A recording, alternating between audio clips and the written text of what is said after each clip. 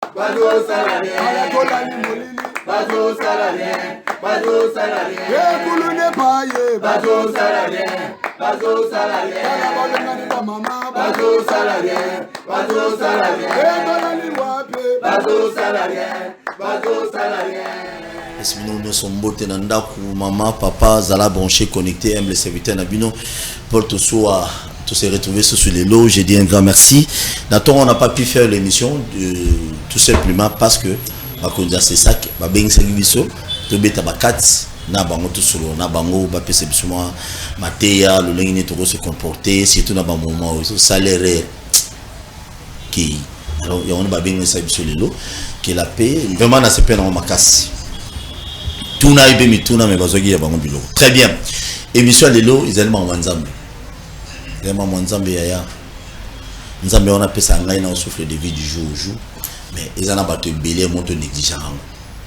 Vous savez chaque fois na sala qui émission est tellement Nzambe ils en a battu mi balé mi sato balé ma bungi sama Nzambe azongi sa bango toujours na nzela ils en a makasi na ngate dans une émission politique sur du promo 30 mais pourquoi pas qu'on sacrifie temps pour na moto mo pesi paiement ko pesa epeta na ye abeta bilo atana nzela to so Paul nzela wa msa télévision nzela ya chaîne o bakinoa ba lobby TV ya YouTube o ba to belé bozo continuer ko s'abonner sur davantage bo beta biso que to so Paul comme ne mutu na nzambe bo ila na bible na ngai na bo sen bible na muté ya che ila na bible papa ila na bible ila na bible merci lelo nazana basala nzambe mibale nazana mama prophétesse Sala Esther, l'église de Monga Fola. Mais les autres, le pour l'église na bangote, on va tout simplement parler na marambu au Italie Kolo,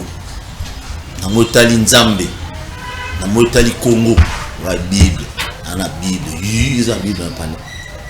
Ils ont la Bible hier. Ata bino bato c'est ça qui na bosanaki, boza la peine ba Bible. Président, ça na président, la Bible président c'est ça pardon, président c'est ça que ça na Bible. Merci. Tous appelés sous un prophète Elonga, gouverneur. Le prophète est déjà gouverneur. Ngobila Keb. Très bien. Maman Esther Boni. Bien papa. Qui m'est allé?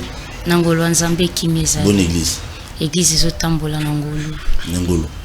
Maman Esther, avant on a côté la musique. Comment on opine bozana nous maman mon ko elenge. Au milieu ça Nzambe pourquoi? Déjà qu'il y a des circonstances qui bien, des difficultés, quoi qui malade du monde, on peut sa vie dans l'ensemble, mais c'est qu'il y a des circonstances.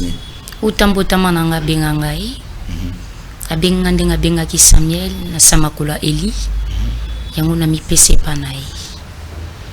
Na kozonga le souci mate, parce que mon toit à côté kaka, tisuka ngana ye, déjà na signé contrat.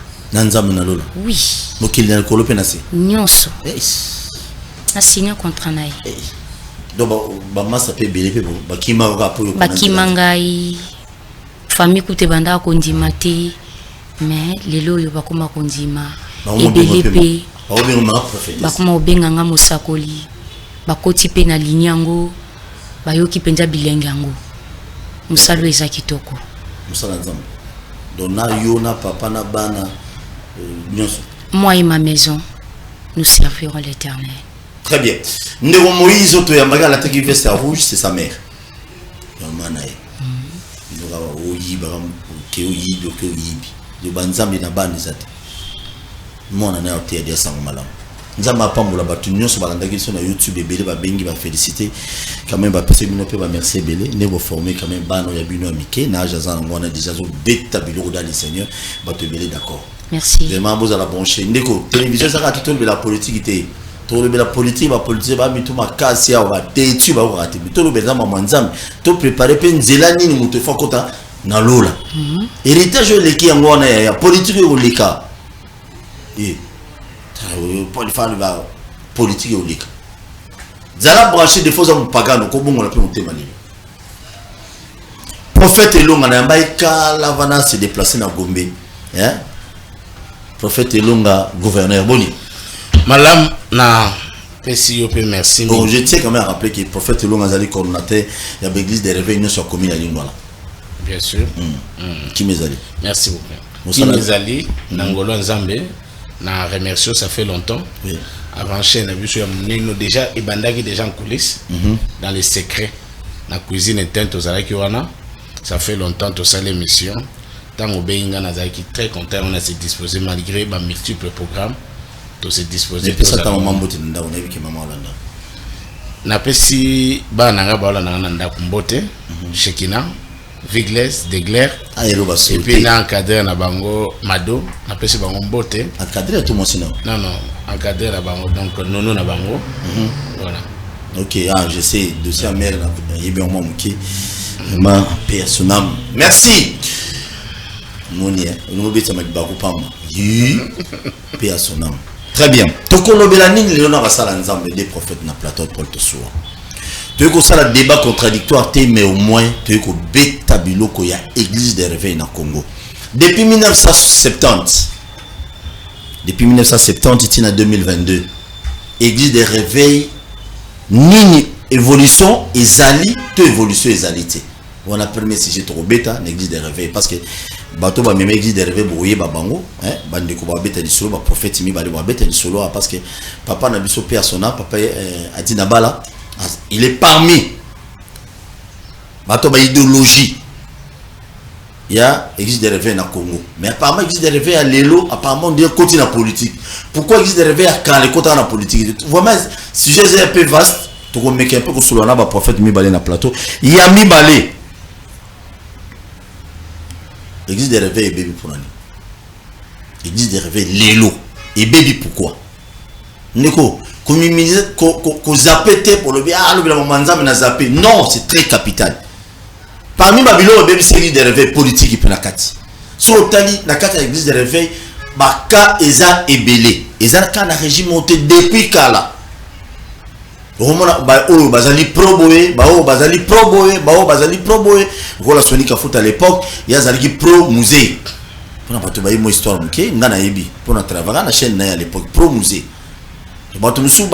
C'est Joseph Kabila a commis pro banan ba passer de l'église revenu ba comme ba proyer est-ce que musala nzambe na kati wana et cause après ba conséquences na yangote nini il faut tout ça là pour que non église de réveil lelo na Congo ils ont moko de servir nzambe na bosolo parce que na kati ba église de réveil ben n'oubliez pas tous au monde va passer indépendance basé belé tous au monde va passer mususu ba prophétie lokuta tous au monde tous na catholique bien sûr ceux qui m'a baisé la kuna mais yo kana raté par rapport à l'église de réveil bah c'est stable m'a belé et ça kana kati église de réveil voilà tout fongo la téléphone au moment opportun bien que tous ça l'émission on est des cœurs na bande on a biso nyonso ba soda na biso bazo bunda na FRDC o bazo bunda pina bazo bunda na S mboka na biso to so Paul na équipe mabakino balobi na ba congolais belé bazo landa biso toza vraiment de cœur na bino nzambe a zala na bino protéger pe bino makasi na ko bande pas ya prophète Elonga gouverneur depuis 1970 tout d'abord église des réveils kotande to banda wana ibongo to na pesi ba téléspectateurs nous sur Hollanda biso mbote na bino bisika bozana bandaku ezali sujet moko aussi très important et puis na PCP na profiter à kopesa ba kozina biso ya église de réveil mbote précisément particulièrement na évêque général Dodo Kamba oyo azako Kamba église de réveil parce que y a monde to lobela et puis na mais to personnaliser débattre dans Bolingango non je vais pas ça je serai large je serai très large pour éviter les problèmes pour éviter non président église de réveil non même pas et na PCP mon consommation ya ville ya Kinshasa azali roi gouverneur ya ville ya Kinshasa évêque azali gouverneur il y a église de réveil évêque Ben Lwabeya PCP Mbote, évêque principal. Puis là, John Aye, docteur David Les Jardiniers, et puis la conception sur la vice-président. Na PCP Mbote, parce que Zolanda Bisso, Zamba Pangola Bango, et puis la cordon sur la commune ecclésiastique, la PCP Bino, Bambote Nabino. Je suis le cordon des églises de réveil de Lingwala. Merci beaucoup. Na histoire de l'église de réveil d'abord, avant qu'on l'obéisse la église de réveil. Il faut qu'on l'obéisse d'abord, il faut tout un mouvement de réveil. Parce que l'église de réveil est ciment. Tout bandi un mouvement de réveil, Nzamba salaki biso grâce ngolu na mboka oyo ya ko yamba ba missionnaire oyo ba memelaki biso mouvement moko ya réveil ya makasi. Tozomona d'abord ya liboso to moni papa biso oyo ezali Osborne ozali lokola père. Il y a 1970 si je me trompe. Voilà. Donc ozali lokola père ya mouvement d'abord de réveil na mboka na biso et puis na kati ya mukili oyo dans le monde quoi. Et puis tu comme on a ba Renard Bonquet, tu comme on a ba pasteur ba Jean-Louis Jaillet, ba na lelo ba msuba oye ba monté, ba Jean-Louis Jaillet azaki français, oyo pe na nzela otomondi ba papa lokola ba Jacques Vernon, ba papa Jacques Vernon. Papa Jacques Vernon d'abord bazoya toujours ba missionnaire wana meneno bandeko ya comme mouvement ya évangélisation pe ya réveil. Les mouvement d'abord, hein, évangélisation pe ya réveil. Tu comme on a papa Vernon, o yambama ki pa papa Kelani, patriarche Kelani, o encore vivant honorer mémoire ya patriarche munene oyo Nzambe a tikili biso tisikoyo na PCP bana nyonso pe ya KDC Mbote. To moni ba patriarche ya minene lo ba papa Kelani oyo azalaki moninga privé et particulier ya musée Edina Bala. Na sima ya ba passage ya ba missionnaire minene wana ba sali Nzambe oyo ba yeki ko sunga biso na évangélisation ko booster évangélisation na mboka. Nzambe ko tombola mutu moko oyo avandi aza ko se reposer na gloire Nzambe musée Edina Bala. Nanzela ya musée Edina Bala mouvement ya réveil et qui sous makasi mboka na biso na ba 1970 quelque wana et Nzamba salela ki makasi oyo nanzela ya musée Edina Bala ba pilier ya minene oyo ba influencer ba génération na niveau ya évangélisation pe ya réveil ba bimina ba branche ya musée Edina Bala. Na musée Edina Bala toza komona ba papa Sikatenda, oui. Toza komona ba papa même ba papa ba route bazali ba ligne wana, toza komona ba papa Kutino, toza komona ba papa Léopold Mutombo Kalombo, toza komona ba papa Soni Kafuta, toza komona ba papa Mbiye qui sont oza ko se reposer pe na gloire ya Nzambe o bango tu ba bimi na ligne ya musée Edina Bala. Alors l'église de réveil ezalaki nanu te na époque wana ezalaki ba groupe de prière, donc on appelait pas ba terminer que l'église de réveil, c'était le mouvement des groupes de prière na époque wana, vous voyez, mais c'était des églises mais c'était des groupes de prière, on appelait tous ba groupe de prière et puis ba tout ça ba utilisait ba terme le roi binzambi zambi. En réalité c'était pas le binzambi zambi, c'était le mouvement du réveil, ce n'était pas encore l'église du réveil. Alors mouvement né makasi tout le monde va génération bimi belé na simape ya ba papa Soni Kafuta ba continuer bango ba bimi ba génération et Nzambe ko ça la grâce na période moko na 1998 après entrée ya Afdel ya musée Afdel, oui. Voilà tant Afdel yé na 1998 ndé ba papa na biso tout le monde ba papa Tripogé bana muso ba ba na Kitambo papa Mutombo pasteur Kizamina Kibila, évangéliste Kizamina Kibila, papa Soni, Mukuna, papa Wananyo surtout, na 1998, Sanganaki, au sala groupe plateforme moko, au Babengagango le Merc. Le Merc. Dans 98. Dans 98, voilà. Le Merc. Vous voyez l'histoire. Mais n'a pas Mutakalati. Alors ça le mec. Alors le mec il est allé mais tout ça qui nous reconnaît un niveau comme le la confession religieuse.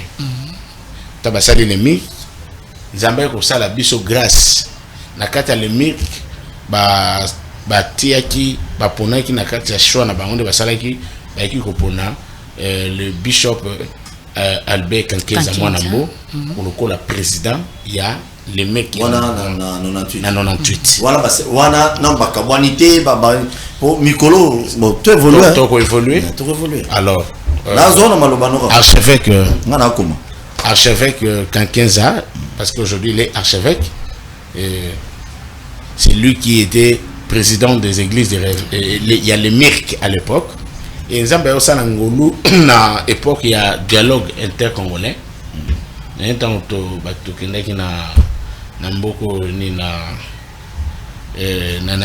sais pas si je me trompe pas. Le dialogue congolais, non, Sainte City plutôt en Afrique du Sud. Nous avons aussi à Ngolu, puis aussi à son âme, le cardinal Mosengo a remplacé qui papa Nabiso Cardinal avant Mosengo nani, je ne sais pas, Echaou, c'est ça? Echaou, papa Echaou. Mosengo a remplacé qui na Sainte City, bazaki ba chambre un peu pembeni na avec un 15 pas invité. Alors le bishop avec un 15 comme il le cola pour servir hier, c'était son papa. Mais il y a sac c'est okende na ba air ya ba négociation de ba négociation. Alors il m'a réinvité manaï ndé aiko solo na papa et Chaou que non, voilà, nous sommes l'église mouvement de réveil au déjà ça m'a cassé dans le niveau Mboka, mais sur le plan il y a ba confession religieuse nous ne sommes pas encore reconnus. C'est alors que l'église catholique peut jouer un grand rôle pour l'église de réveil Menanzela PA Bishop Albert Kankenza. Ndé salé que papa Echaou a salé peu moi démarche par rapport à n'engue madame Moussou Zalaka, il a quand même facilité la tâche de Joseph Kabila, il faut reconnaître ça aussi, l'ancien président de la RDC, Joseph Kabila, a signé ordonnance présidentielle. Il y a pour reconnaître un mouvement de réveil. Parce que les mecs, c'est le mouvement de réveil du Congo. Alors, il faut reconnaître Bicho Lokola, confession religieuse, à même titre protestant, à même titre catholique, musulman, kimbanguiste, très bien. Et orthodoxe. Nous avons été reconnus maintenant comme l'RC. Actuellement, que nous appelons, ce n'est plus le MIRC, mais c'est devenu maintenant l'RC, qui est l'église du réveil du Congo. Donc, c'était à 2001. C'est à 2001 qu'il déplace l'histoire de l'église de réveil. Combo, église de réveil. Merci. Et qui est né en 2001. Merci beaucoup, mais on va continuer. Si vous souhaitez que nous ayons un sala nzambe, nous sommes tangi bakobo ibele batomine nous tangi. Façon bango bandosela la musala. Na obino bosela musala lelo. Différence c'est ça deux athées. Donc rapidement pour nazonga pour maman ma prophétesse ça bilo. Bon, différence c'est ali pourquoi? Parce que nous sommes l'église définitive. Wana sengeli koyeba yango. Différence il faut toujours ezala. Nous sommes l'église définitive. Quand on parle de l'église définitive, c'est l'église du soir. Parce que nous avons l'église primitive et l'église définitive. L'église primitive a commencé avec les apôtres qui étaient avec Jésus. La Bible dit nous sommes fondés sur les fondements des apôtres et des prophètes. Et Jésus-Christ est la pierre angulaire. Mais ce fondement-là ne peut pas être bougé. Mais nous, l'église actuelle, nous sommes l'église définitive. C'est-à-dire l'église du temps de la fin. Alors, l'église du temps de la fin, c'est l'église de la confusion. Ou on appelle ça l'église de Laodicée. L'église de Laodicée, c'est l'église qui est ni chaud ni froid. C'est l'église tiède.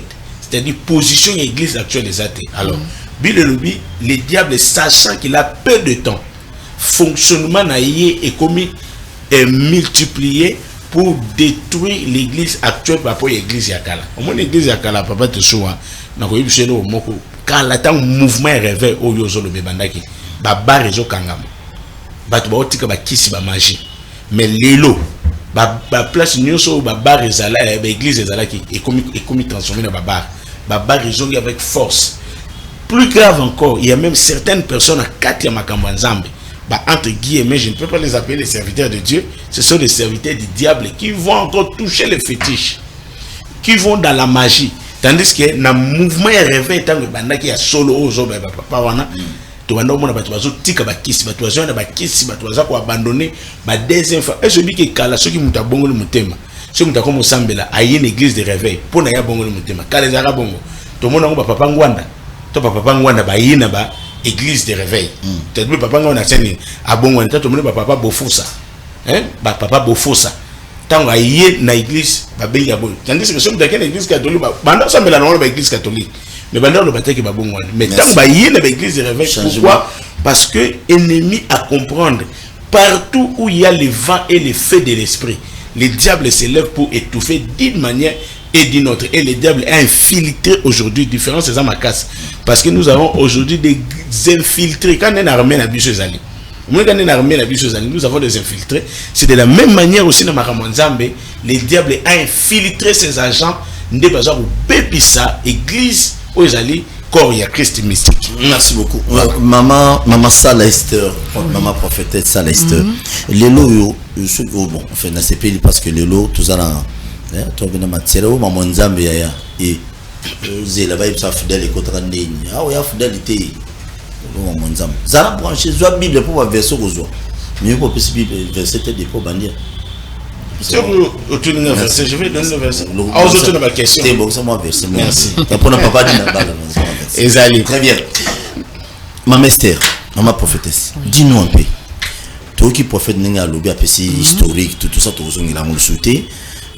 Maintenant, changement wana. Et là, on est les sali qui non différence ezala entre papa na biso badina bala ba continuer à l'époque bango nyonso wana elo ni esali kino quoi que wana comment oui changer ba noter la makala na papa dina bala ils évangélité donc ko ça ndenge moko mais na ba contexte c'est comment te moi boulou et mingi elo ni esali merci papa ça vraiment la ta mère expliquez bien à Manzambe non Manzambe merci papa pour la question na pamboli nzambe penza komona lisusu occasion poto loba na tina na ye différence c'est kozala pe ekozala kaka kabakasi pona nini ba papa na biso ya kala tant babandaki kosalela nzambe ezali na lisese moko na pesa ka bana nzambe nazokotsango tant na oteka lopango na teki lopango langa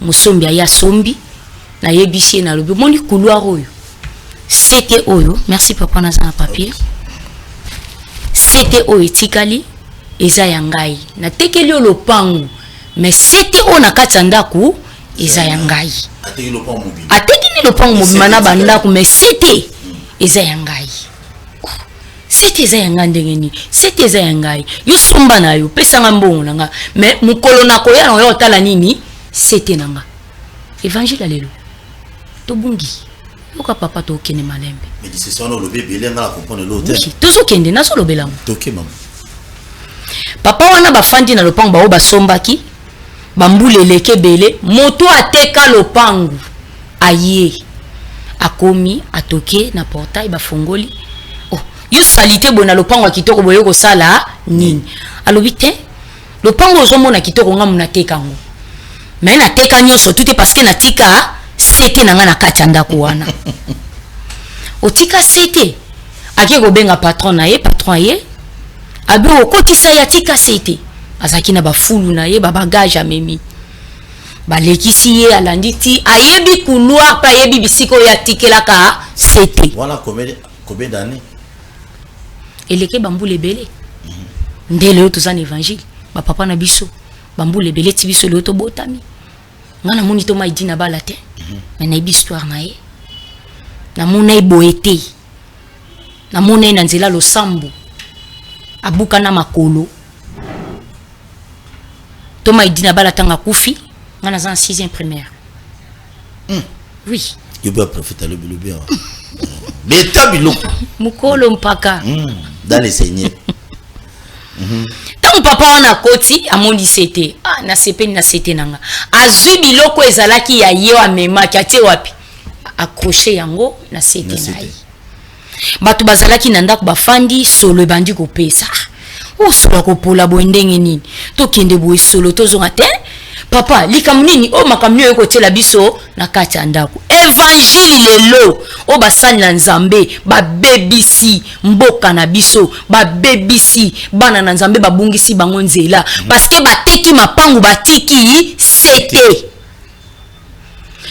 bango batikeli batu bazoya na basalite bazota wapi na c'était lolenge toma idina bala bandaki koloba eza lolenge te lelo basali na nzambe bazoloba lolenge toma idina bala bandaki kolakisa lolenge ba papa na biso babandaki kolakisa biso nzela eza lolenge moko te oyo biso toza kolanda pe tozo salela pona nini bazui évangile ya solo papa baparole wa mafuta babombi bazui masapo na bango batelemisi likolo masanga oyo basalaki na kala papa elonga uti koloba malamu bazalaki na bomoko tant basalaki masanga na bango bomoko ezalaki nana bandaki kotambusa biso molimo na nzambe te molimo na nzambe na kati ya masanga wana abongo lelo yo topanzani mutu na mutate na kuwe na ye eloko nini ekozanga biso pe na bakuwe na biso totalisa bato évangile ya solo tozwi évangile ya solo tokundi tozwi mabe tobimisi tozwi mabe tobandi kotalisa sikoyo bato lokola pe bato na kati na biso discernement des esprits eza lisusu te tokoma bato akobunga tokoma bato ba sentiment tokomi kolanda masapo bango baosa nini bazoloba lelo nalingi koloba nini na motuno tuni ngai musale baby papa nanga Paul musala eza ya kobeba musala nzambe baby baby bakundaki yango kutu bamisuba mema otina bamingadi bakena ngo partout bamisuba komi kokotika na métropole kuna babi tozana posa na ngote pona nini balo siko bakomi kosala ndenge nini na moma oyo muto bamoni ke tango azobimisa muto moni iliki soso tanga bwaka maki ezaki sika motango ekoli ateta kati pasoso sa nini abima siko tango muto akomi kobimisa mutu bango bayeba sai nini bafini po baboyi vérité sala nini ebima yango l'église de réveil ezokufa yango ezokufa kibonga yo papa zana bana na ndako yebi ke mwana azana likabo mwana azana don mwana o soki na tiki elobi ekosimba te misana nge kosala nini ekobeba tika na sala nini nani ataye azonyate maleme yo pe na se aveuglement mo oyeba ke bazonyata yo ezati ozofina na kaka yango moni bango bazotelema ka bazodondo yango moni malheur ezongi olimbisanga na ngina tanga malheur ezongi na kata Congo malheur ezongi na mboka pamba te parce que ba papa ya biso bazali boso babungisi batunzela babungisi bino ba pasteur to babungisi ba congolais nzela babungisi biso nyonso na ba pasteur bazana kobuka na ba congolais bon pasteur aza congolais te tout ça ba congolais biso nyonso la ensemble ninga na bungi nzela de pona na bible na tanga ya nyonso siyo elonga na moni ya beti na tango wana bazala peka na ba bible bazala peka na ba bible te ngalo bi yanga nga na bible bango pe bazana ba bible o ba oteka pe ba obungisa batunzela bazana ba bible otala mutu azotanga biblia atangi yango malamu mais azwi kaka maloba na salini abongoli yango abungisi bato wana chama yikola TV abungisi bato yinile salimo kabuya mutu nanga na peso mbote beta biloko ma mester moi ça te ya raté beta biloko tokota lola papa ile wana ndila linga woko ma place wana osepeli singa makasi nga comme frère touché point moko ya malamu mwasa koki kote ya te bisika na sobola ndanga na pesi binombote makasi Galates chapitre 3 Galates 3 oui totanga ko kolo amana mundaba bible papa lui na bible te papa bible Galates oui va verser ça il y a un boulot côté Galates ça atona Timothée papa Luka bokonzi ba likolo yango na Luka yoga ba conflit Galates chapitre 3 verset 28 yo komi déjà maman na koma ikala papa ngai no satala Luka yo tanga no jenga no komi na basta Galates ça Luka Galates maman bon il y en a plus ni juif ni grec il n'y en a plus ni esclave ni libre il n'y en a plus ni homme ni femme car tout vous êtes en Jésus-Christ. Est-ce que batanga o mobali kaka ndasa ela nzambe mwasi yango moni ba papa na biso na baza ko étouffer ba ministère mais loko moko na oyebisa yo mais natango ya kala est-ce que ba papa dit na bala est-ce que ba on va permettre ki pe ba oui toma dit na bala apesaki nga na mona toma dit na bala te mais na kutana na mama anviko mwasi na ye mutatanga loboko liboso na mutu eza mama Mviko na Kinkole mama Mviko abakofa obinga lela na ya parce que mukisi mutamemanga kuna tukutani bobi papa Paul Tosu afuka mera bondela ya prière enveloppe tabiloko mama pe atona mama wana tanga loboko mutu liboso simba mutu na ngeza mama Mviko asakola pona ngai maloba loba elo esako kisama nyonso esako kisama très bien awa balobi mwasa zate mobali azate mais lelo eza na ba pasteur na keina nous toke na ba doctrine toke na ba pasteur kaka ba pasteur ne mutu bazobungisa bana nzambe nzela oui évolution ezatote évolution ezate amoni mwana mwasi moko azana don kati na nzamba tie ministère aolinga tabima mais loko moko na oloba bandeko nyonso baotalanga papa elonga bolimbisanga na ngina loba yango moni nzamba bwaki bana mibali aponi basi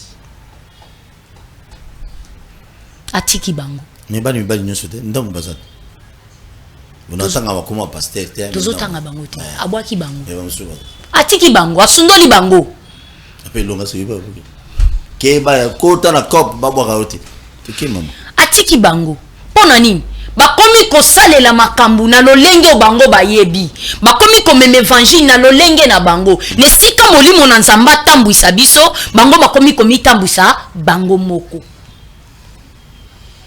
Très bien. Donc évolution ezate. Évolution ezate. Okati ngai papa, kokatala ngai te. Ah ok. Total en 2 minutes. Tozokende. Oya nga peso ke fungami. Beta biloko mama, beta biloko. Bali mibali bazo biloko na. Bon, botuna kite. C'est la politique.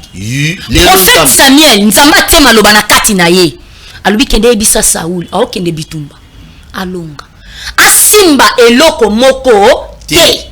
Aya nango na kati ya Israël. Ozo rappela sinzamba tiki bango. Saul akei. Ake komona bango minene. Abandi ko mema. Basa kitoko abandi ko zwa. Biloko ya malamba or asalini aye nango. Pe aye non kaka na ndaku na ya sanini akotisi. Samuel aye kotala bisika mutu awutaki ayenga na ke kotuna atamboli ndenge nini.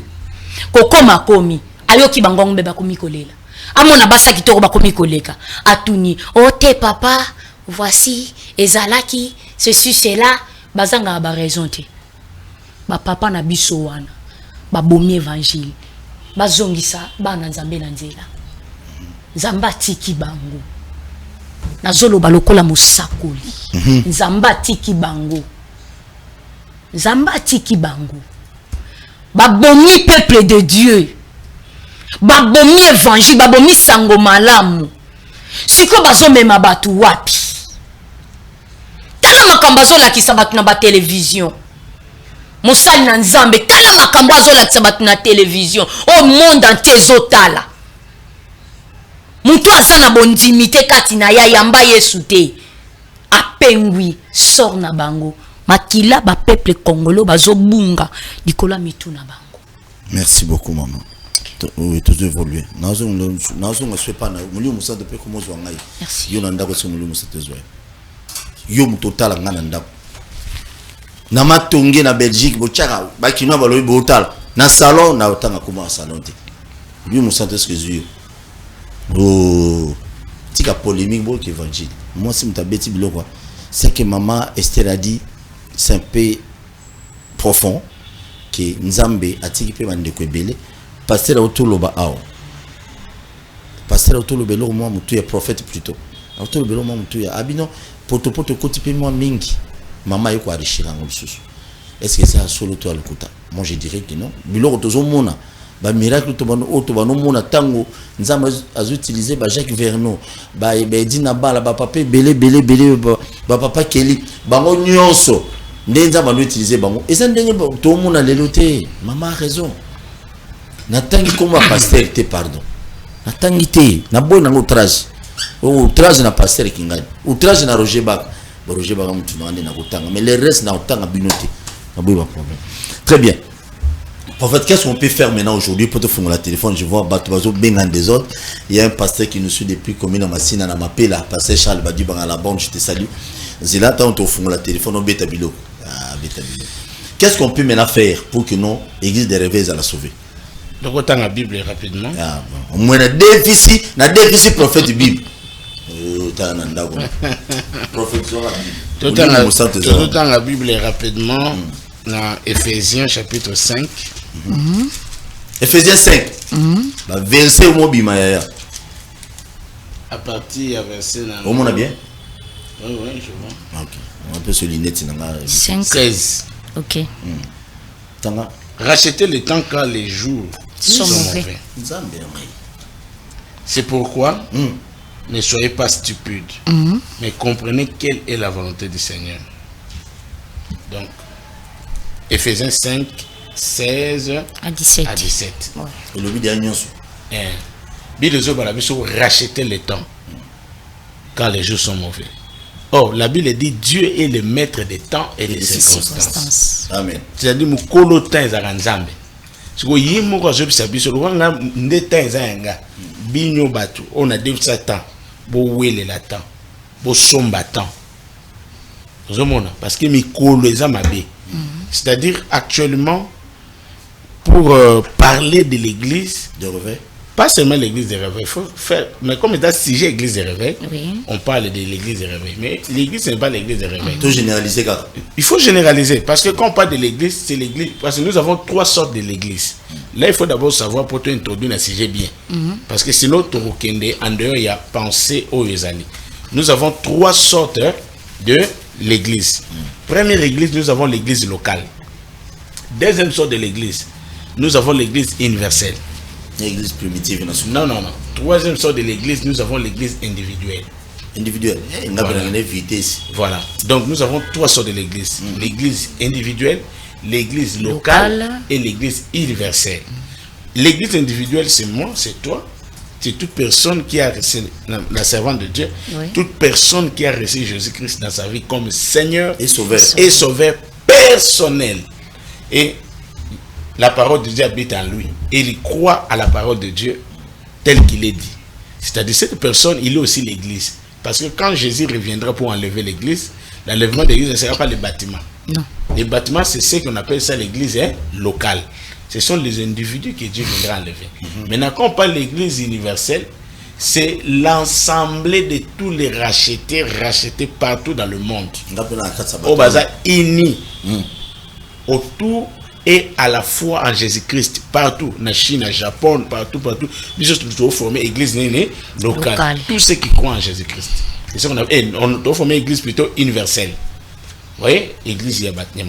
Alors, qu'est-ce qu'il faut faire? Quand nous parlons maintenant de l'église, actuellement, qu'est-ce qu'il faut faire? Étant que des enfants de Dieu, nous devons savoir que les temps, les jours sont mauvais. Tout ce que nous pouvons voir, la Bible est déjà le bango.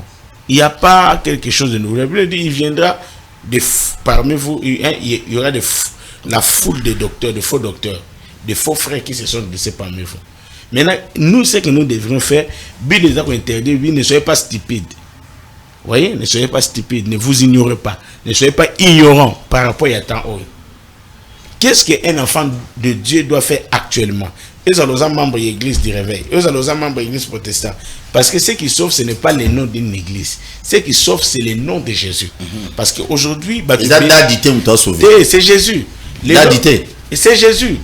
Les gens manquent d'enseignement, manquent de soubassement et de parce que les gens ne sont pas assis dans la parole de Dieu. Et les gens tombent dans le piège. Pourquoi? Imaginez, pasteur. Ami Bengi pasteur, mais l'eau les reconnaître parce que il faut qu'il y ait l'eau les reconnaître. Voilà, il y a beaucoup de gens qui ont la Bible à main, comme ça. Il a la Bible à main, mais la Bible n'est pas dans son cœur. Mais il a ça en main. Il a la Bible dans la bouche, mais la Bible n'est pas dans son cœur. Parce que même Dieu ne les reconnaît pas. Il y a un Christ à l'obéi dans la Bible, plusieurs en ces jours viendront dans ma terre et ils diront Seigneur, nous avons fait ceci à ton nom. Mais je leur dirai ouvertement. Je ne vous ai jamais connu. Retirez-vous de moi, vous qui commettez l'iniquité. Nangina lobelo komoko oyo servant nzamba lobi ke ba papa wana elikolo baza likolo ba bungisi ba pengisi ba nzamba. Oui, c'est vrai. Mais responsabilités sont revenues quand ba papa na te, mais pas tous les papas, il y a l'exception, il y a toujours l'exception, il y a toujours là quand il y a le faux dollar, il y a aussi le vrai dollar. Partout où il y a le faux, il y a toujours le vrai. Ce n'est pas tous les papas ne ba pengisi ba nzamba. Il faut que le rôle où papa va sali, papa va tirer peu fondement. Génération où tout ça, esa génération où il y a confusion dans le bas qu'on a depuis. Confusion esa ma casse na kat église. Confusion esa un rôle papa peut un rôle na bango parce que le père ce n'est pas seulement l'honneur. Le père c'est la responsabilité parce que le maître donne la connaissance et le père donne la vie. C'est-à-dire nos pères aussi, ils doivent aussi donner, communiquer aussi la vie de l'église, hein, la génération future. Mais ils ont aussi commis des bavures. Mais cela n'exclut pas que ceux qui papa a salé l'orobo, ngai pe moi je dois faire ça. Non. Parce que quand quelqu'un est assis dans la parole, il sera comme Samuel. Samuel tant azaki na kati ya naba na kati ya temple. Élie, on azaki sacrificateur. Je parle pas de Élie le prophète. Je parle de Élie, le souverain sacrificateur. Il avait deux enfants, Ophni et Phinehas. Ils étaient dans la tente d'assignation. Ils servaient aussi Dieu, mais ils étaient en train de se méconduire. La Bible dit à telle enseigne qu'ils couchaient même avec les femmes dans la tente d'assignation. Et ça, le rôle dans la quatre église. Hein? Bana et pasteur. Bazar là, na basi na quatre églises. Comment abomination? Abomination. Ils étaient en train de faire l'abomination. Papa n'a pas pensé qu'il y a un azolo bané l'autre côté. Et il y a un azolo talaga bananaï. C'est-à-dire c'est les rôles du père. C'est-à-dire aujourd'hui, les pères aussi ont certaines responsabilités. Mais cela n'exclut pas. Quand tu vois erreur, il y a père, il y a taxi, il y a même des gens qui disent l'église de la maison. Moi, je fais l'église de la maison. L'église de la maison n'existe pas. L'église, c'est l'église. Quand nous allons dans l'église. Bon, mais ça tu évolues. On attend le verset église de la maison. Ils allaient nango. N'exclut parce qu'il y a des gens aussi qui font des kits dans la maison. On peut faire l'église même ici dans le plateau. Alors, qu'est-ce qu'il faut faire? Na lingi batu nyonso ba Hollanda biso. Na TV na minute va se comporter le roi Samuel. Ba condamner mututé. Ba juger mututé parce que mukolo ya ko sambe sama. Ozana pasteur te, ozana ba papa au bateau pasteur nanga pengusenga parce que aujourd'hui au monde pasteur ceux qui a pengui bateau peut ba pengu. Combien déjà ba osambela te pour la comportement ba pasteur. Bien aimé, n'informer yo. Oko sambela akate parce que oh yo zo mona, au monde sous plus que ça. Parce que vous obligé à bon la monter. Non, mabe koza la kaka. Pourquoi? Parce que la Bible dit ces choses n'arrivera pas si ces choses n'arrivent pas. C'est si nous sommes en train de suka ekoya. Mais le rôle de Nabiso, l'église, il s'est se comporter le rôle à Samuel. Merci. Samuel était au milieu de Ophni et Phinehas, mais il ne se comportait pas comme eux. Ce que tu as résulté avec Samuel. L'Éternel ne faisait pas tomber aucune de parole de Samuel. Pourquoi? Il était un homme de Dieu intègre. Il était quelqu'un qui a marché selon la vision de Dieu et non selon la vision de son père spirituel qui était Élie et non selon la vision aussi de ses aînés. Merci. Ophni et Phinehas. C'est-à-dire, nous devons savoir que quand il y a le mal, il y a aussi le bien. Et toi, tu dois choisir la part du bien pour marcher. Mais, biso peut passer la zambe, tu as un rôle. Il y a pour faire véhiculer l'âme pour que toi attirer plusieurs vers Jésus. Bon, avant qu'il n'ait pas mon Esther, et maintenant, dans la minute où non, pasteur Belé, mi pesi na ba camp politique par exemple. Pasteur Belé neto lo baboy, on sou ba mi pesi to komi pro boy. Mais dans moment il ba dit na bal, na ba Jacques Vernon. Na bi Jacques Vernon pendant ma politique il ne voulait pas. Parce que il fit l'ami de mon pasteur à moi. Ou à terre ça m'a malamu pour la Bible pasteur Pierre Mobenga wakaja dans une église monene il y a la bonne embouchement donc au monde qui vient à boire babylone politique à boire nango nyonso à boire nango. Alors aujourd'hui nous voyons depuis pendant un moment depuis 1998 jusqu'à aujourd'hui on a une introduction on voit maintenant des serviteurs de Dieu comme dans ba camp moko dans ba position politique moko qui tout le monde même à baseni. Tout l'a dit, bon, ils ont un plus qu'exemple, on va s'ennuyer tout le temps, depuis Kabila et Botamaki. Et on dira maintenant quoi? Donc est-ce que Pasteur a obligé à s'intégrer côté à politique? Paul Toussoua, je vais vous dire une vérité. L'homme est appelé à évoluer. L'homme est appelé. Toujours fumant la téléphone. L'homme est appelé à évoluer. L'homme est appelé à changer. L'évolution, le mise à jour, c'est aussi important.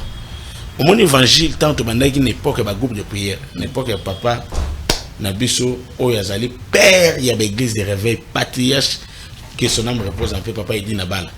Tant que évangile bandi côté ma batu belé ba bois ka ba kata ba diplôme. Na maté que Yesu azozonga, Jésus revient bientôt. Parce que Matéa était un maquis, il y avait ce qu'on appelait la malcompréhension de la parole. Batubele ba kata ba classe n'époque wana. Au monde, sur l'évangile il y a Kala. Il y a tant que un mouvement de réveil. Pas l'église de réveil, mais mouvement de réveil. Tu veux rapidement. Les seigneurs sont demandés qu'on vende à l'église, qu'on l'a en église, au salle logoté, au bamsou va venir au balaté, dans des classes pour y calamité.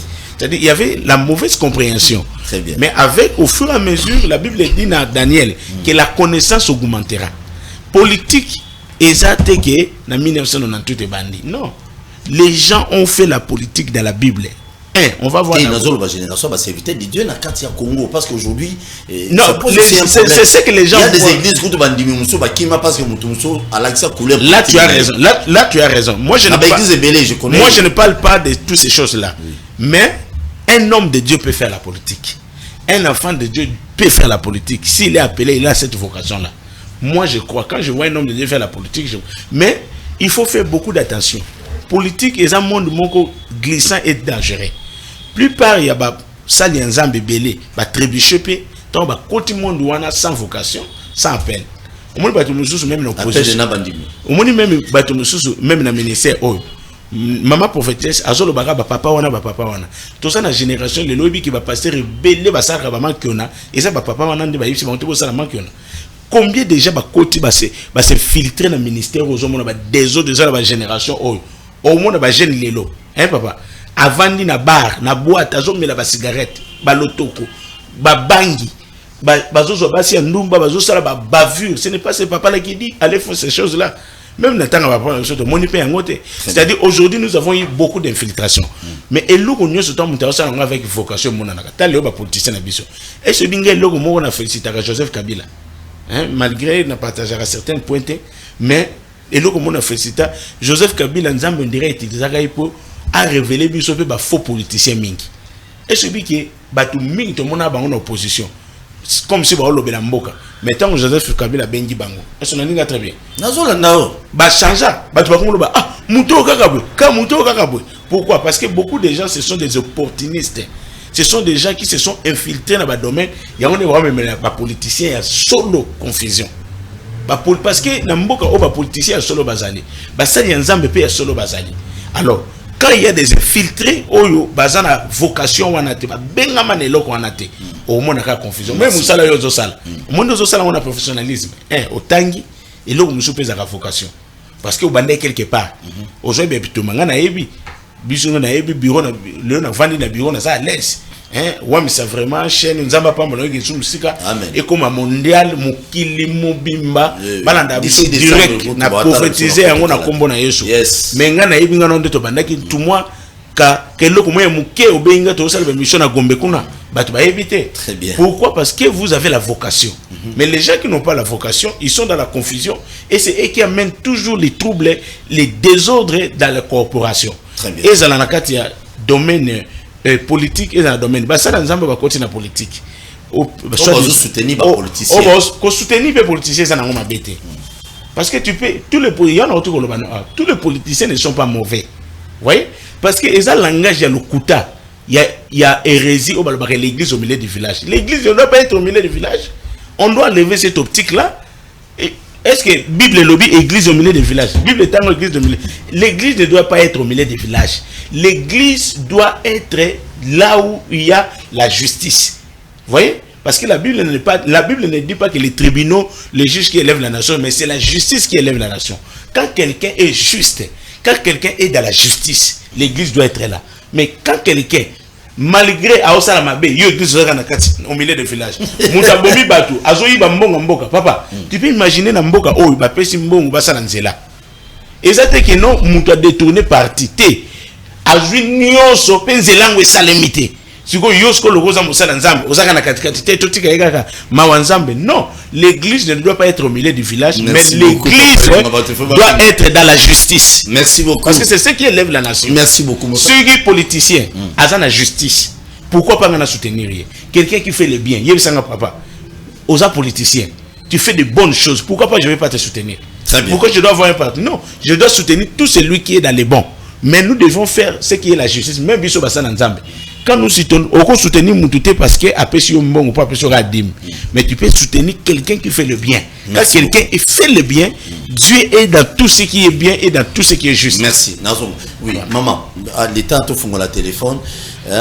Au moins il faut tout le moment Marcamo, c'est très capital mes chers frères. C'est très capital. C'est que c'est pas aujourd'hui.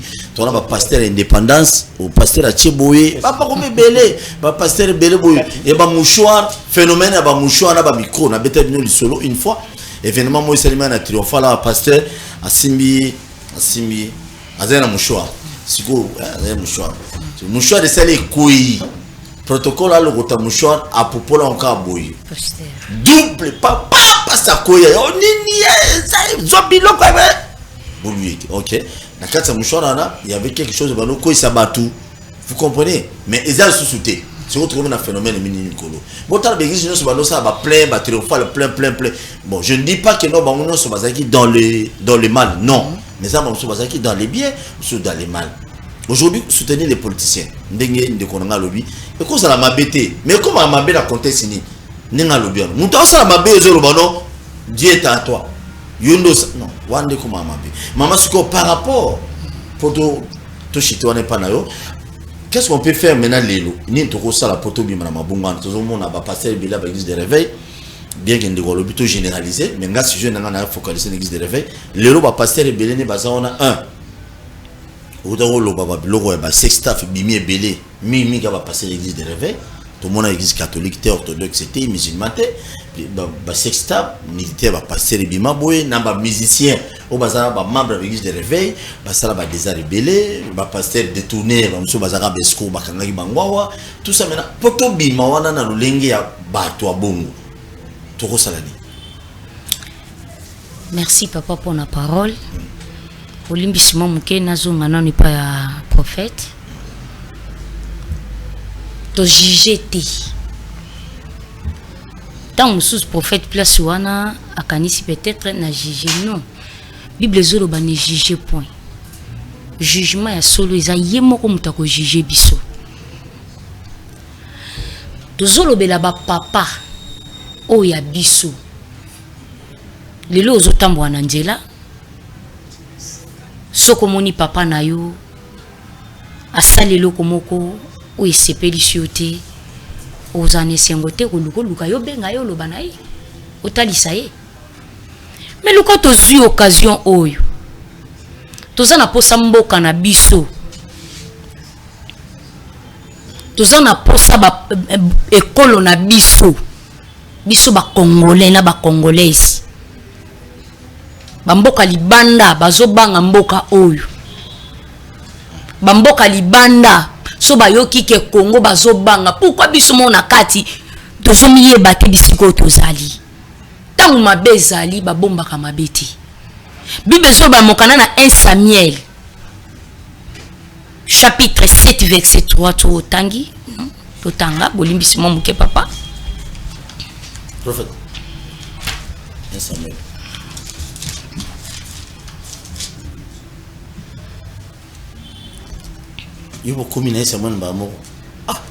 1 Samuel chapitre 7 verset 3 Totangi. Samuel dit à toute la maison d'Israël: si c'est de tout votre cœur que vous revenez à l'Éternel, hôte du milieu de vous, le Dieu étranger, et le starter, dirige votre cœur vers l'Éternel, et servez-le, lui seul, et il vous délivrera de la main de Philistins. Alors, soki na mitema na bino tozongela ye papilonga mosakoli tozongela ye webi ngana tobungisa bana nzambe tangu bana na bazobunga sok na biso kozala nini tokwisi bato ebele kaka biso tolongoli batu na bosali to bisa bosali to nga nazolobela bonganga na tango akala banganga bazalaki batu moya saite melelo bazali su ya salite te banganga bakoma batu propre batombongo bakoma batamba ba dipi ba otamona mamituka bien bakoti na kati évangile abimi ayenga pe prophète. Est-ce que wapi différence wapi différence Mosakoli prophète Elonga sotam tozo tambola bongo biso na bango nyonso to sangani makambo bango bazo sala yango biso pe tozo sala to côté ya peuple de Dieu nini to ko ebisa bango nini. Merci bien.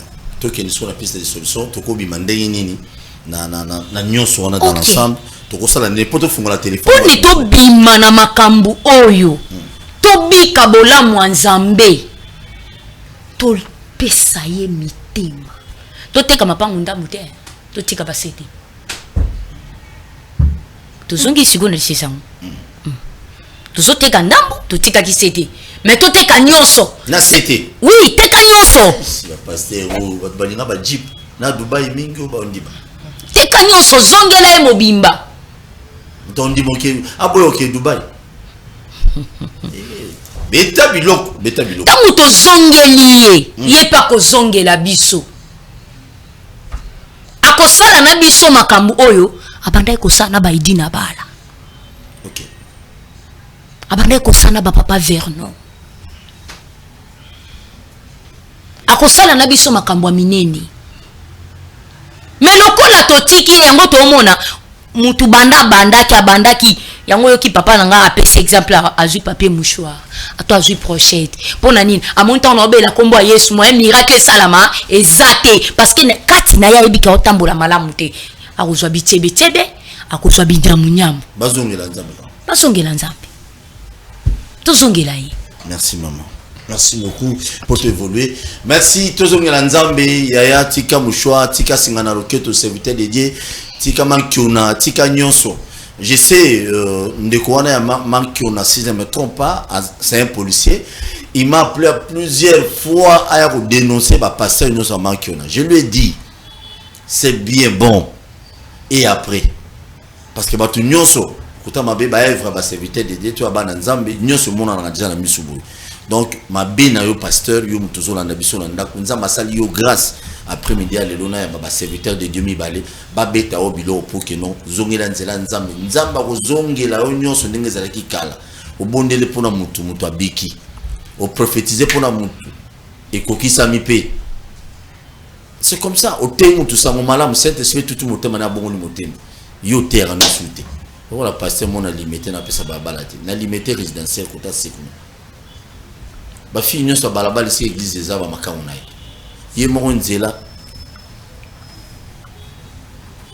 on a bien résidentiel na bien résidentiel o miyebi na ebisa o déjà mais si on continue au tika ba basi on a te ko kosa bon tiens une femme à la maison na bana mais pasteur ndumba non c'est anormal bon c'est oui ne jugez pas si on pas dans des fois bongo la motema mais pasteur o asimba la bible le rôle Paul to so aboye ma yozo kino sakana bango to mini po na ba couloir na ba chambre de tout la pasteur so bongo ni motema te na lo ba commenter très bien appel à l'bosso. Allô bonjour. Allô bonjour. On bengi biso api comme nani papa. Na bengi bina komi ya maluku. Tozo kayo ndeko. Comme nani? Kombola nga frère Henri Mafuta. Tozo kayo papa Mafuta. Bon les aboué hein. Biso nde tomonaka ba pasteur wana lokola ba telema na cher bazote ya ke baza ba serviteur de Dieu. Bango moko na mutema bayebi ba serviteur de Dieu te yango esalaka bango bakende kuna na mankiona. Soki baza sincère batika cher batu o na appelé et pas ya nzambe basala musala nzambe bava na baba te ya bango. Très bien. Merci beaucoup. Merci na suki wana. Nzamba pambola bi. Amen. Nzamba pambola pende. Comment le pasteur?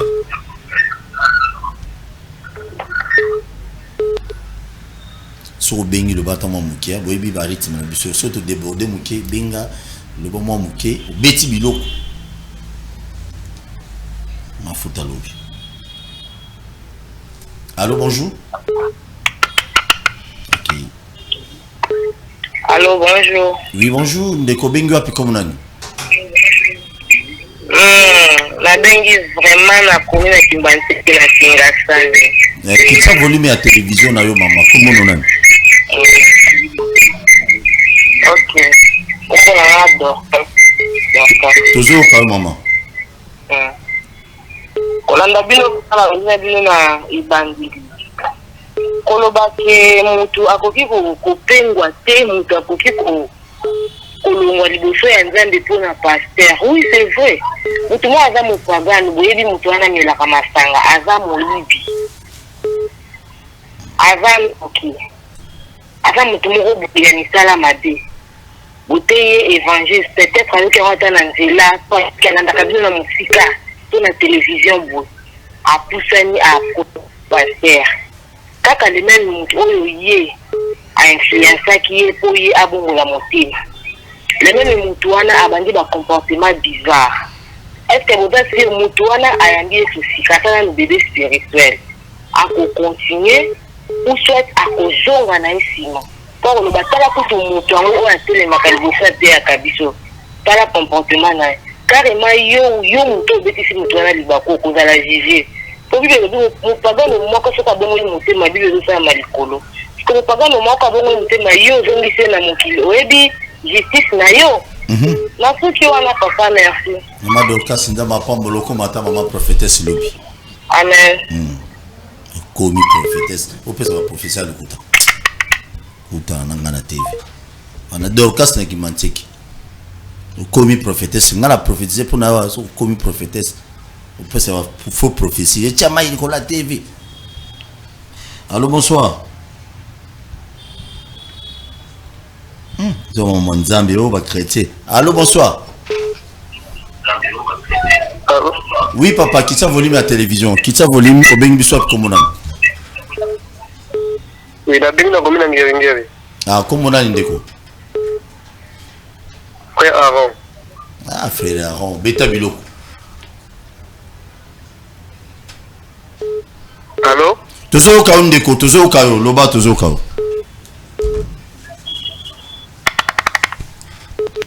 Frère Aaron, toujours quand on bengi qui volume, bana robeta biloko rayo mon biso toujours quand biso. So mon to kati wana ça va. Très bien. Régie boza la passer maman Nzambe politique botika na minute beli. Maman Nzambe okat. Oh, comme na yeso bon na mitem. Oh. Ka ba réalisateur o bunga. Allô bonsoir. Allô bonsoir. Oh. Bonsoir papa, c'est Paul. Oui, au bengi wapi comme nani? C'est pasteur Paul. Oh oui, pasteur Paul qui t'a volume bêta bilok. Ah, pasteur Paul. Est-ce que vous avez la Bible dans le pasteur? Vous avez la Bible pembe tout na mama sur Bible. Bêta bilok pasteur. Bon, papa Paul. Oui. Merci. La éducation toujours d'église de Christ à la maison. T'es oh, il y a monté église de Christ à la maison, Zalobi à 16h.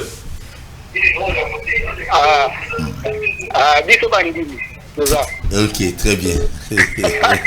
Bon, on peut savoir 3 versets. 3 versets. D'accord. Il y a des bossos, la petite Osée 4, 1 à 3. Ok. Pasteur bazala ba otanga to biso yo toyoka. Ok. Nzambe bazala procès na moka. Basta. Ala procès. Osée 4, 1 à 3. Toki. Moussous. Pesa moussous. Ako manani. Na commis déjà na modérateur. Yo beta biloko. Tona batu oyo mabomba magana simangalo baka bible za lokola forêt. Moto akokota eza la paye aoyebisa yo Salomon azalaki na bango combien? Est-ce que Salomon était na Nzambe? Ok. Toki pesa na ba verset biso to otanga wa. La vie 2 Timothée 3. Oui. 3:16. 3:16. Ouais, moussous. Ils se sont recommandés pour lui. 2 Timothée 3:16. Et l'obiboye. Toute écriture est inspirée de Dieu et utile pour corriger.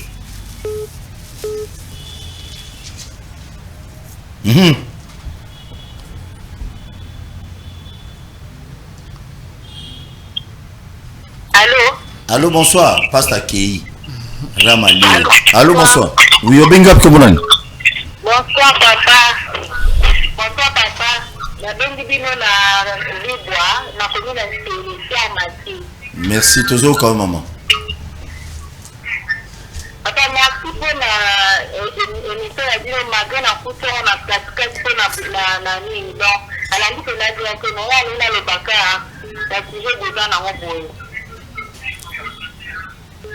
toujours comme livre Ésaïe chapitre 4, Ésaïe chapitre 4, chapitre 4, verset 1 à 2, Nzambe azoloba na sujet ya 7 femmes. Na 7 femmes wana basi baza na posa bazwaka konza mobali me bamisalela mambo nyonso bango moko. Ok. Là, le problème na bapasteur est que à part que Dieu nous l'ensemble, pas ma Bible bien. Très bien, merci. C'est très capital. Pas ma Bible bien, donc on va payer la Dieu, pas ma Bible bien, mais nous l'ensemble on va comprendre la Bible bien. Merci beaucoup.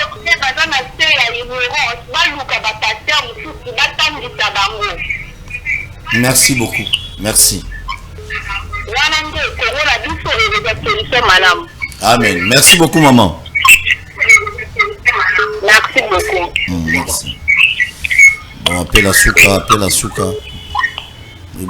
Oui, maman, c'est compliqué. Bon, ça va verser biblique. Na maîtriser na ba verser. Bon, c'est que belé. Na utanga autotika. Na yamba des appels plutôt quatre émissions. Allô, bonsoir. Oui, bonsoir. Oui, Obengo, comment on a l'indéco? Oui, comment on a terre jaune.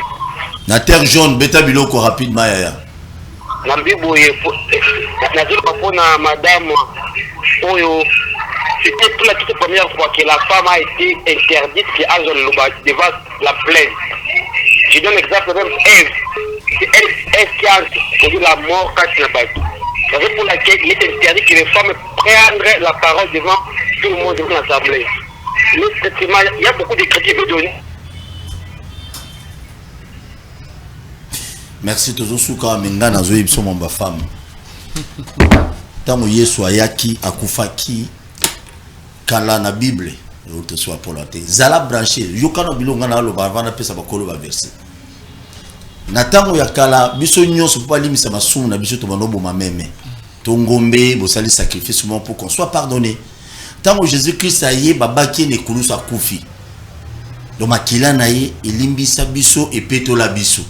Donc cela veut dire bamibe comme sous ya kala ya Bible. C'est na yebite.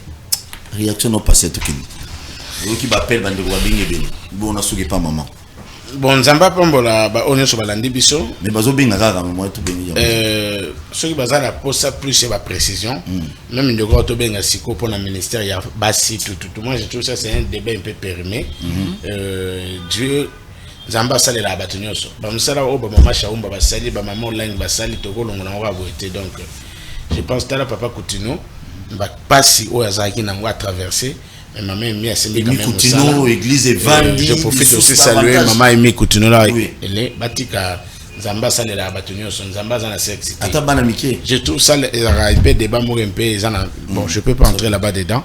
Moi je comme ministère de la femme et je crois que grâce à Nzambe za na biso bana nzambe nyonso bazana besoin plus c'est ba détail ya makambe belé ba ko jeune même biso ça la numéro voilà nazo pesa numéro nanga d'abord ngai église ça ana lingwala na avenue Kabalo numéro 203 commune ya lingwala avenue Kabalo numéro 203 commune ya lingwala référence c'est ça Mouchi so beaucoup mieux na beaucoup ta surtout na chaque lundi chaque mercredi et puis vendredi na dimanche na 17h dimanche de 7h juste à 9h30 vous me la pensate ils aura culte mon oza parmi à passer au Kanaba diminuer non même pas biso culte bandara 7h juste c'était 9h30 on a programme à dimanche na Kabalo 203 beaucoup de jeunes ba pena ma bonza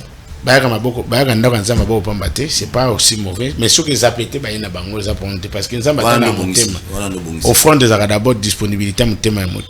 Alors, on a beaucoup joindre prophète na numéro 090 23 13 717 090 23 13 717 Yasuka 090 23 13 717. Bobenga biso na numéro wana boko joindre biso Nzambe apambola Paul Tosua émission Mon Malam, Nzambe apambola maman prophétesse et puis Nzambe apambola basali Nzambe nyonso na corporation na biso ya coordination ya lingwala o nazali président ya l'église de réveil nyonso ya lingwala na pesibino mbote ba tout nyonso baza na coordination na biso ya RC lingwala pe ba pasteur o ba continuum te to bengisi bino bo joindre ngana numéro na pesi boko kota RC église de réveil na lingwala okuta na ngai pona prise de précision Nzambe apambola Shekina Vigles de Glaire pe ba na nganya so zizina na pesi bino mbote madonna pesi bino mbote et puis na pesi bato changu nyonso mbote na zape na besoin ya bato changu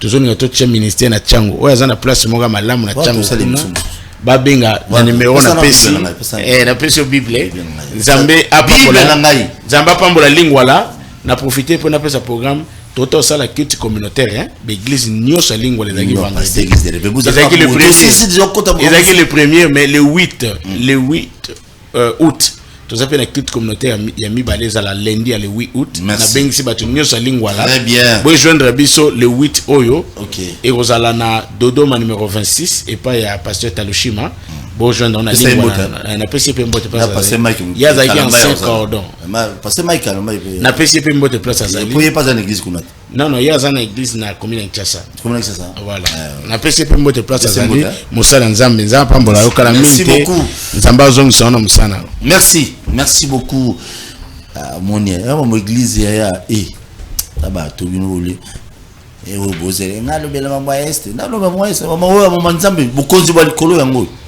mama beta biloko oyoki bato ba bengi bato soma encourager ba mutu no mutape ba on peut ça ba verset biblique bon la bénité pour tiner na pe bénité ngote ba verset biblique mama beta biloko pesa bien adresse église ni ça la bien mais avant na musika merci Zamba zolokumu esengele kakeleka boy amen nakumisaka ipe na neto la kier nyonso parce que alobi atambusaka biso na révélation ma commune zolo ba peuple sans révélation otambola malamu te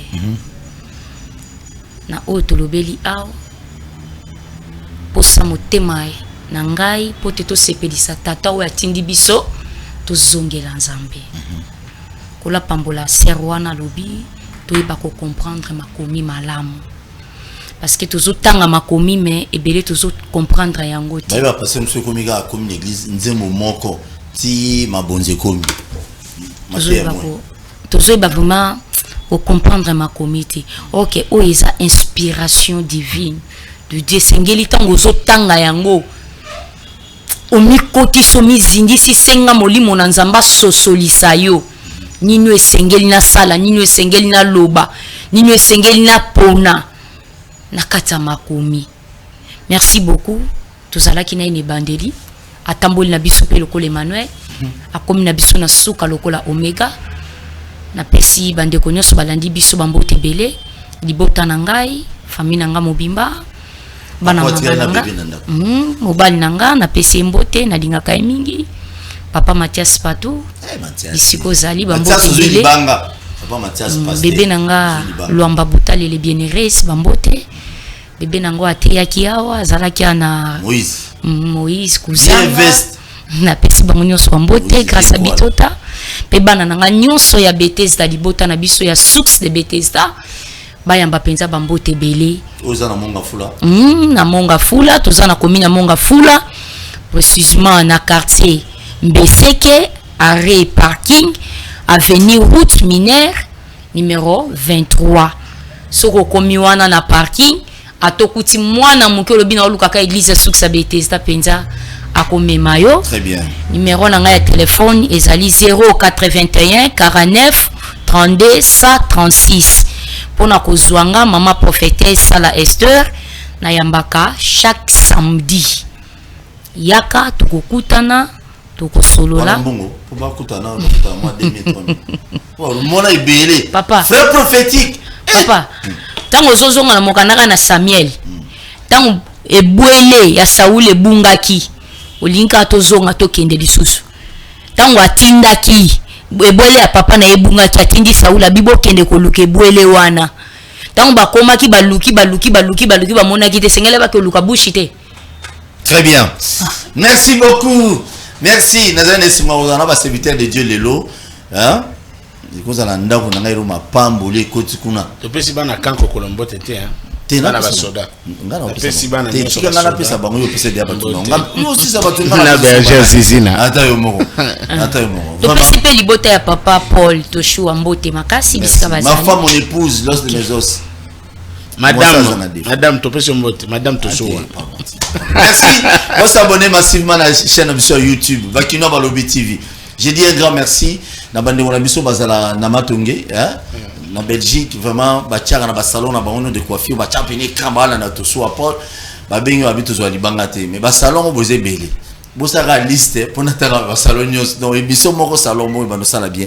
Et merci beaucoup Nabande ko nyos ya diaspora qui me soutient de loin. De près na baspé nyonso nyonso vraiment nzambe ya pambola bino nzambe ya pambola bakonzi ya mboka na biso apesa tata mokonzi ya mboka d'inspiration divine dans le sens ninga akena Angola kokutana na Paul Kagame na président angolais pona koluka solution ya bitumba ici là vraiment nzambe ya accompagner ya bakiseli mi piku baton ba conteneur à sagesse na molimo pour que non basolole le bien pour que ese ya mboka na biso kimi ekota. Tokutani lobi na 10h on a invité mususu rediffusion émission beaucoup tango bo ekozala na 21h na MSA télévision. Tokutani prochainement si Dieu le permet. So yesu azongite pona biso ba chrétien tozela kozonga yesu pour nga vraiment na kota lolo de la bible abo ya bible abo au mot Paul pasteur au kota lolo vayo. Merci, à la prochaine. Telema tolobela mboka ye Wole tosuwa babimisa na poasa Badepite tovotaki bazo salarien Tokende na funa bazo salarien Kongo tolega na mwamba bazo salarien Tokende lukunga bazo salarien Kone na baboko pila dibembe bazo salarien Ato mala changu bazo salarien Ala